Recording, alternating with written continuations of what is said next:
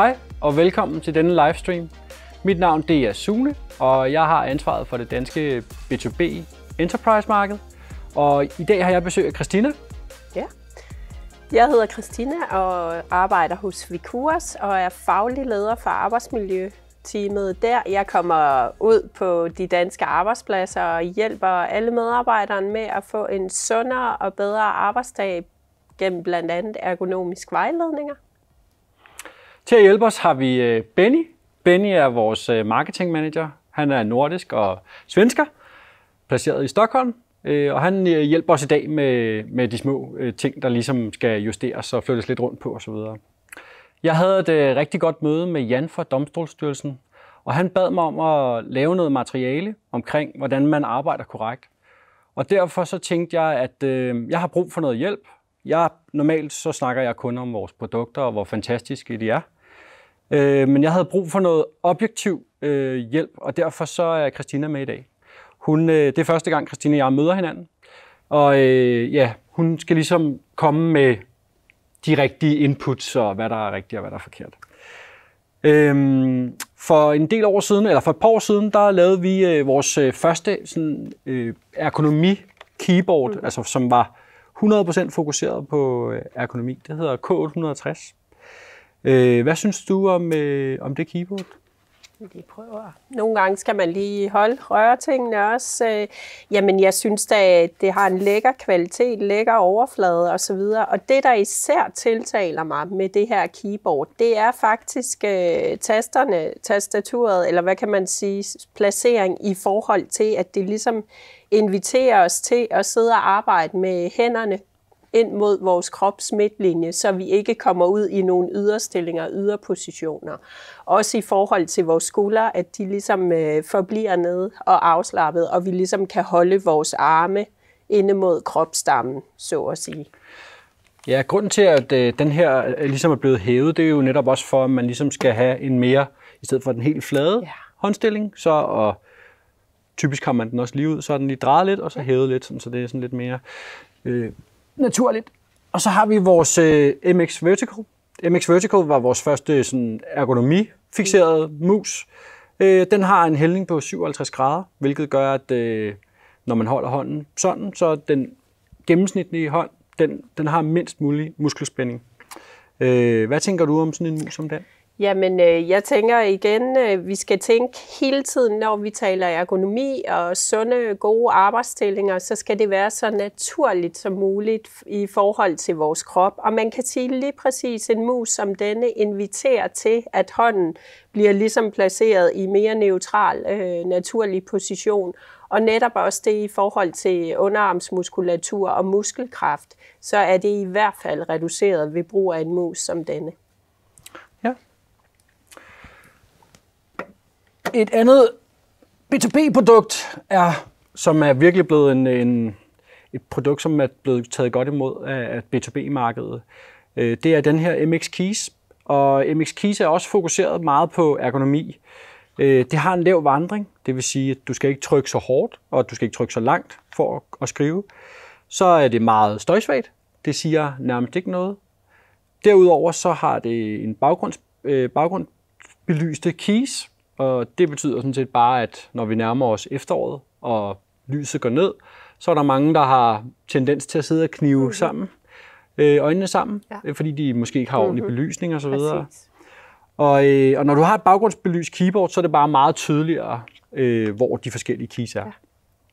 Hvad tænker du om MX Keys? Det jeg tænker, det er, at det i hvert fald også tiltaler mig i forhold til med baggrundsbelysning og noget, fordi som du netop siger, Sune, det er yderst vigtigt. Lys skal vi aldrig gå ned på, og netop det der med at sidde og overanstrenge vores øjne, knibe øjnene sammen, det kan simpelthen sætte sig som spændinger også i skuldre og nakke, udløse spændingshovedpine osv. Og det jeg også synes, der er rigtig godt ved et tastatur i keyboard som det her, det er simpelthen selve højden på det. Det er bekvemt, bestemt. Den naturlige partner til MX Keys, det kan jo sådan set være mange mus, men vi laver også et sæt, hvor Master 3S er i. Det hedder MX Keys Combo.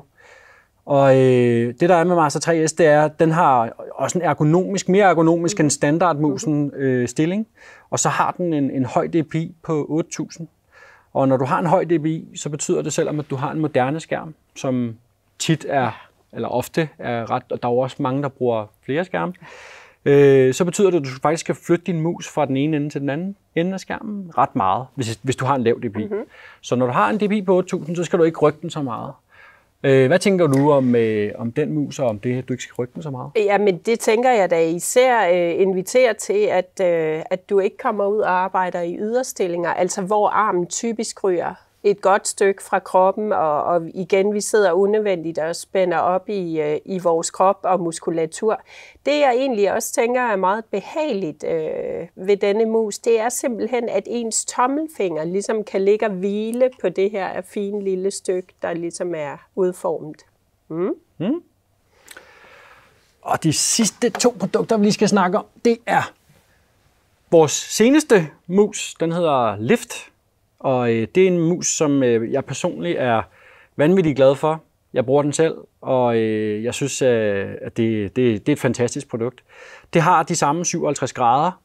Den er meget behagelig, den er en lille smule mindre end MX Vertical. Det vil sige, hvis for os, der ikke har kæmpe store hænder, der er det i hvert fald den perfekte mus. Og så synes jeg også bare, at den er lækkert designmæssigt. Den er ikke så chunky. Lækkert scrollhjul, og jeg kan rigtig godt lide det her produkt. Hvad tænker du om Lift? Jamen, jeg må jo indrømme, jeg bruger jo faktisk selv en mus som Liften her, og den er yderst behagelig at sidde og arbejde med.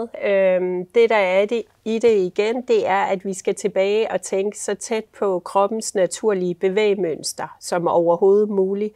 Og jeg vil også sige, at jeg kan virkelig mærke forskel. Jeg bruger slet ikke så meget muskelkraft eller noget, når jeg bruger denne mus. Og det sidste keyboard, vi skal snakke om nu, det er MX Keys Mini. Og MX Keys Mini er det er sådan set keysmæssigt det samme produkt som den anden, som storebroren. Det har jo bare de her 10 keyless, og det betyder bare, at den ikke har den numeriske. Det gør den egentlig til den perfekte partner, hvis du også arbejder remote, som man jo siger på godt almindeligt dansk eller noget.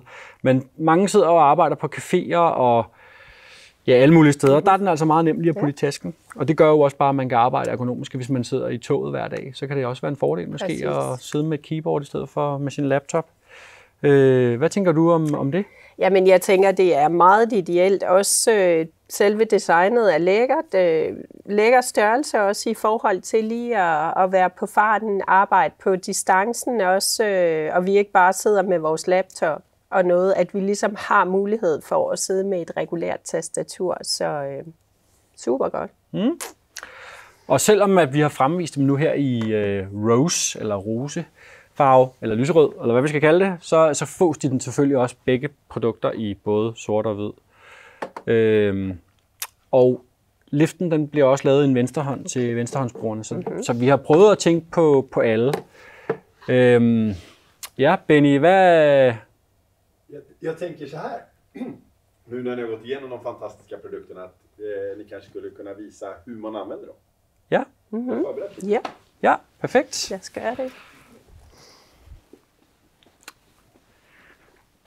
Ja, de fleste de arbejder jo med kontorstol og skrivebord. Det må man sige. Ja. Og hvad...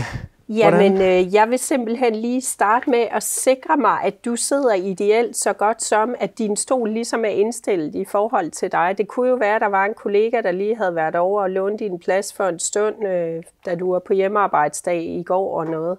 Så det første, du gør, det er simpelthen lige få rumpen godt tilbage på sædet mod ryglænet. Og så tænker jeg faktisk lige umiddelbart prøv lige at sætte fødderne godt ned i gulvet i underlaget, og mærke efter, om din hæle ligesom er i kontakt med gulvet.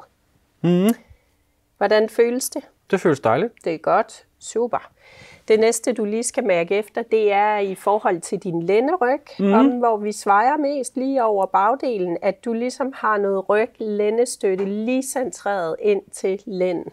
Ja, det har jeg også. Ja, Og man kan sige, hvis du nu kommer ind om nogle dage her på arbejdet og ligesom fornemmer, den er ikke helt god, du har måske lidt ondt i ryggen, så er der jo mulighed for lige at justere ryglænet. Ja. Noget jeg også lige vil sige til dig, Sune, det er i forhold til stolen. Der er 3 variationsmuligheder. Der er den almindelige mulighed, hvor du sidder lige nu, så kan du også køre din stol op, endnu højere op, så du ligesom kommer frem på sædet og sidder, og ikke reelt set bruger dit ryglæn. Det er rigtig godt for din mave og rygmuskulatur at lige at sidde der sådan cirka en halv times tid eller noget, og det gør bare noget godt for vores holdning også i de her skærmarbejdstider. Det næste du også kan gøre med stolen, det er faktisk at prøve at sidde med ryglænet også foran maven. Så igen, alt det der variation vi kan skabe for os selv i løbet af arbejdsdagen, skal vi simpelthen tænke ind. Hvis du lige kører din stol tilbage igen til normal siddende position, hvor du bruger ryglænet og lige kommer tilbage på stolen. Yes, lige mærker efter, du kan nå jorden. Så kører du lige frem mod dit skrivebord. Og så skal det være sådan i forhold til bordhøjde, at du ligesom lige mærker efter, dine skuldre er ned, de er afslappet, og så prøv lige at lade, som om du sidder og skal skrive noget på dit tastatur der. Skal lige lidt med, jeg tænker, det er for højt, som jeg lige ser det. Så siger du afslappet, og så... Yes, og så skal du lige sådan have en 90 graders vinkel centreret til omkring dine albuer. Ja. Og så tænker jeg faktisk lige, at du skal prøve at skubbe dit tastatur lidt op mod skærmen. Ja. Yes, fordi dine underarme, de skal delvis hvile på bordet. Okay. Det du altid skal være ops på, det er, at du ikke sidder med armene så langt ind over skrivebordet, at du får lavet noget trykpåvirkning på albueledet fra bordkanten. Yes. Okay. Hvordan kan man mærke det? Jamen det kan du simpelthen mærke ved lige at tage dig selv i, om du begynder at sidde og slide hul på skjorteærmerne og noget.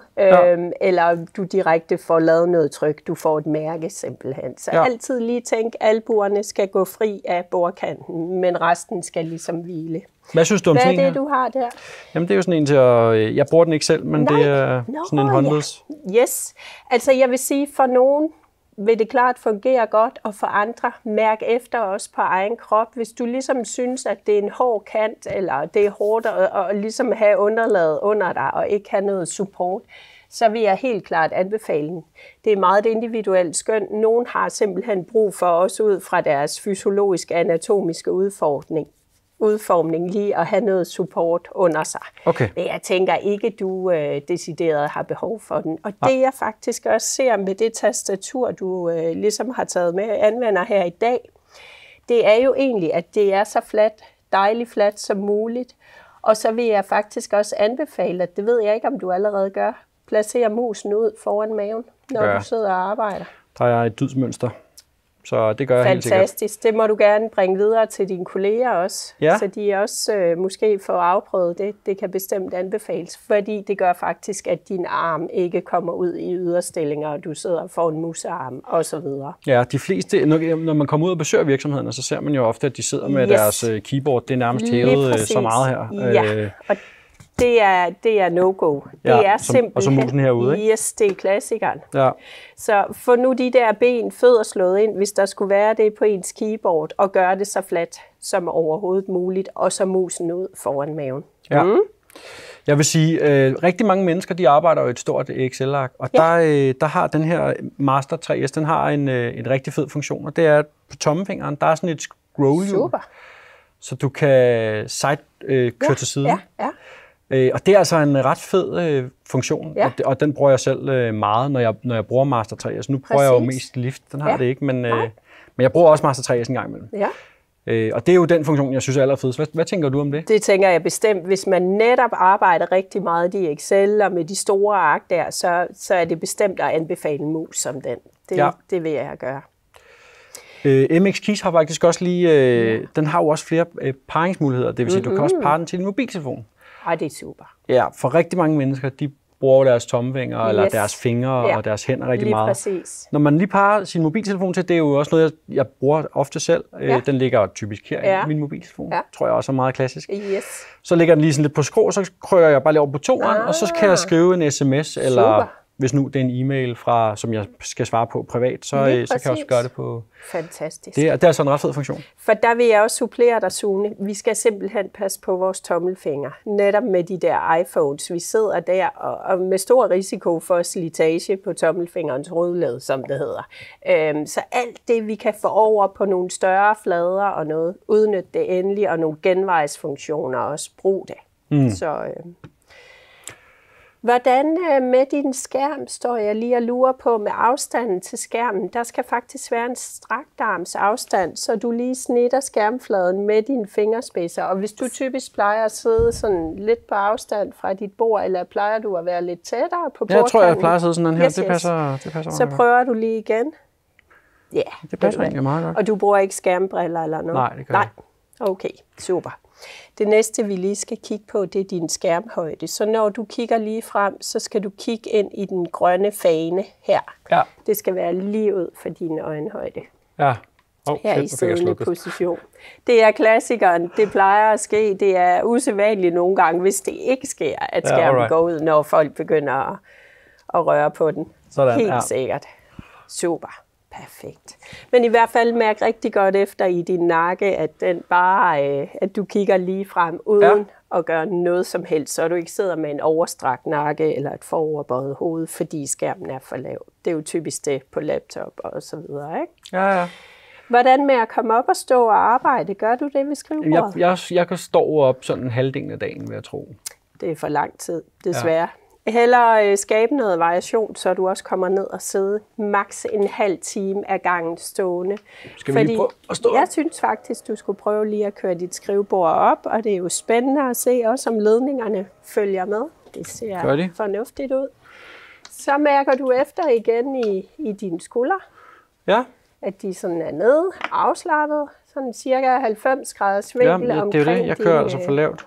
Yes. Jeg skal hjem og stille mit bord op. Mærk efter også med navlen, at bordet er i nogenlunde niveau med navlen der. Super.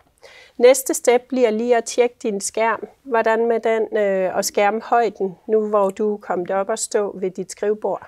Jeg vil sige, det er jo samme afstand, sådan cirka, og jeg står også på samme måde, som jeg sidder. Men hvis du lige tager et tjek, om der er sket noget ved det, du er stående. Er den lidt for høj? Ja, den var lidt for høj. Yes.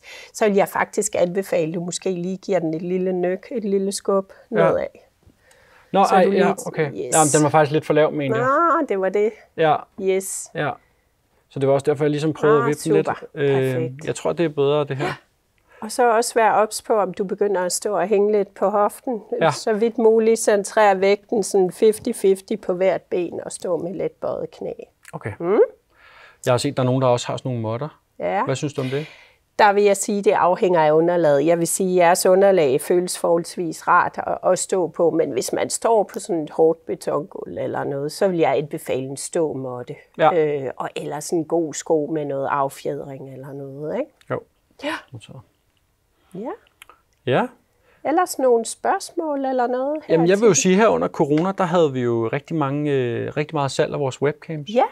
Og det var svært for folk at få webcam, og vi sagde jo til vores kunder, at de skulle sørge for at få et webcam. Det var jo vigtigt. Yes. Rigtig mange mennesker, nu kan jeg lige prøve at vise, hvordan rigtig mange de sidder. Og det kunne man jo specielt se på corona. Ja. De sidder og kigger på deres videomøder fra siden. Det er klassikeren. Og det er, når de sidder dernede. Yes. Og tit, når du sidder, hvis du ikke engang har en skærm og kun din computer, så sidder du der og arbejder meget forkert. Bestemt. Ikke? Så derfor og heldigvis så køber de fleste virksomheder jo også en skærm. Det skal de vel også, ikke? Lige præcis. Og webkamera. Ja. Og webkameraer gør jo bare en kæmpe stor forskel på, hvordan det ser ud. Også for dem, som ligesom sidder og præsenterer eller andet. Ja, lige præcis. Så man ser lidt mere til stede og lidt mere professionelt måske ud, når man har webkamera. Ja. Der vil jeg helt klart anbefale, både inde på kontorarbejdspladsen, den fysiske arbejdsplads, at man netop har et webcam installeret, og også i forhold til, nu er jeg jo ergonominørd, så ens hoved, ens nakke, den skal vi simpelthen passe på. Det kan ikke nytte, du bare sidder med den lille der med indbygget kamera, laptop der, og sidder helt foroverbøjet og spænder unødvendigt op i skulder- og nakkemuskulatur.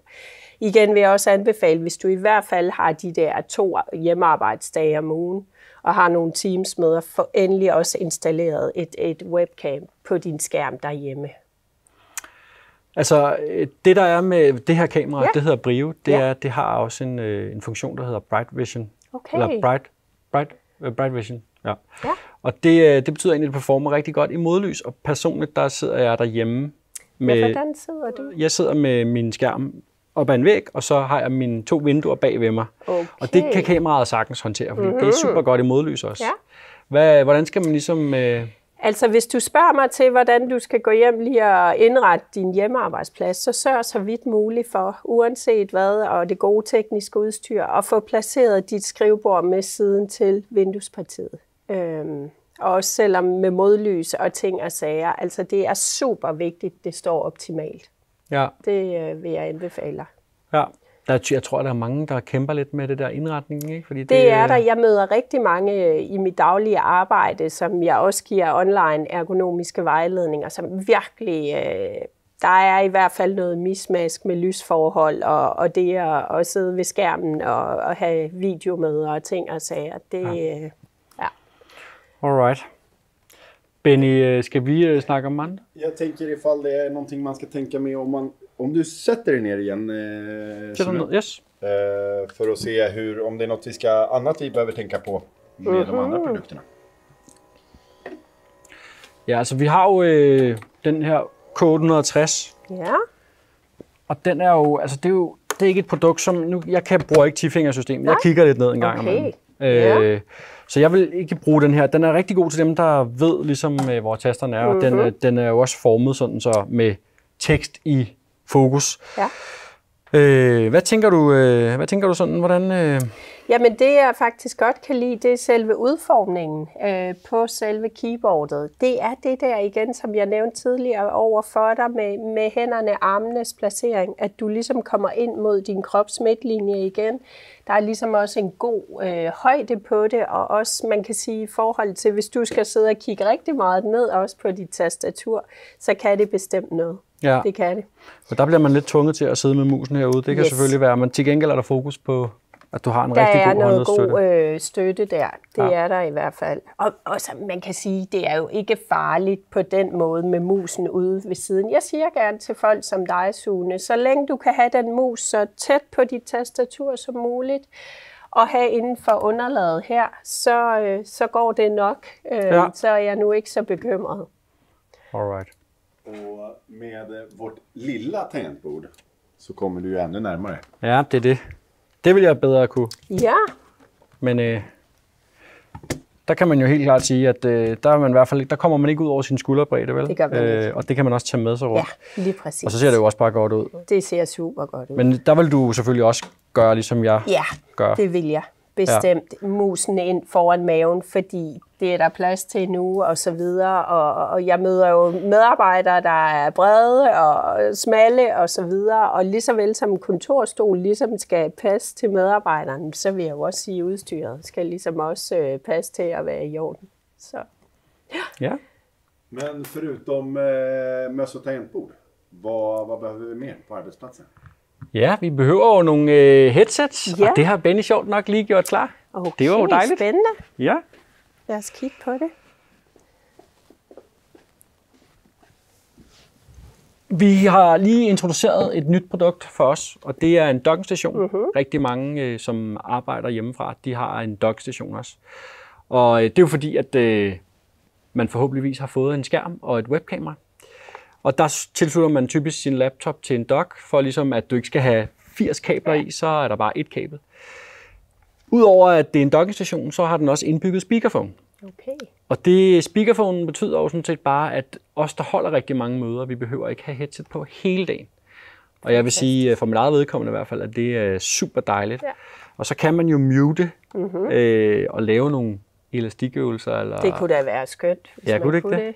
Ja. Jeg vil sige, at det er et rigtig fedt produkt, så jeg ved ikke, om har du sådan en? Nej, det har du garanteret ikke. Nej, det burde jeg faktisk have, fordi jeg kunne jo godt finde på netop lige at rejse mig op der fra stolen, og så få lavet nogle elastikøvelser. Kan jeg jo godt lige slå lidt kamera fra og noget ind imellem, ikke? Og så kan jeg stadigvæk være med. Så jeg deltager også ofte i webinarer og noget, så det kunne jo være ideelt med sådan noget. Ja. Helt sikkert. Og det der er, det er typisk, så kommer mine børn hjem og skal hente fodboldtasken omkring klokken 4, og de larmer helt vildt. Og det betyder sådan set bare, at jeg kan høre, at nu er der en nøgle i døren, så smider jeg mit headset på, og det mit videomøde så gør, det er, at det egentlig bare hopper over i headsettet, mikrofon og højttaler over i headsettet, og når de så har pakket deres taske og siger hej, og vi ses og alt det der, så lægger mit headset ned igen, lukker, og så hopper mit møde tilbage, og det er virkelig en fed funktion. Men der er jo mange, der køber headset, og jeg tror nærmest, det er alle, som arbejder med en PC og en mobiltelefon, der har et headset. Og der er jo rigtig mange forskellige former og krav til, hvad folk godt kan lide osv. Jeg kan godt lide sådan nogle in-ear, men rigtig mange kan jo også godt lide et rigtig klassisk headset.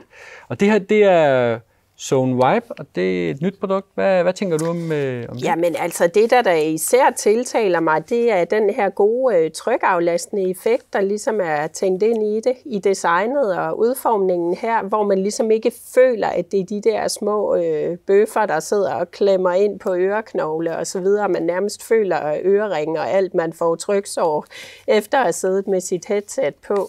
Så super lækker og rigtig flot farve også. Bestemt. Og så vejer det heller ikke så meget. Nej, det gør det ikke. Det kan jo være rart i forhold til, når man skal have headset på mange timer dagligt. Præcis. Og jeg vil sige, at vi har efterhånden en ret stor portfolio af headset også. Og der er både kablet og så videre. Så Benny, jeg ved ikke, hvad tænker du? Er der mere, vi skal snakke om? Jag tänker att vi kanske kan få en liten sammanfattning om vad är det vi ska tänka på, så vi kommer ihåg vad vi ska ta med oss. Ja, så hvad tænker du, hvad er det vigtigste? Skab variation i løbet af arbejdsdagen, og ikke være så bange for at prøve noget nyt og ligesom bryde med vanerne, fordi vi må ligesom tænke os mennesker, at der er bare en mus, der passer bedre til en end en anden, og et keyboard og så videre, så få prøvet nogle ting af. Det er ikke så farligt. Man skal altid lige regne med, at der er en lille tilvænningsperiode, men hvorfor sidde og få ondt og få gener og så videre? Hvorfor ikke bare føle, at det hele kører som smurt i olie og være mere produktiv i løbet af arbejdsdagen? Det vil jeg bestemt anbefale. Ja, jeg vil sige, der er ikke noget som et godt keyboard og en god mus, der kan skabe arbejdsglæde. Og hvis man så lige topper det op med en Lucky Duck, så er det perfekt. Men tusind tak, fordi I har brugt jeres tid og har lyst til at se med.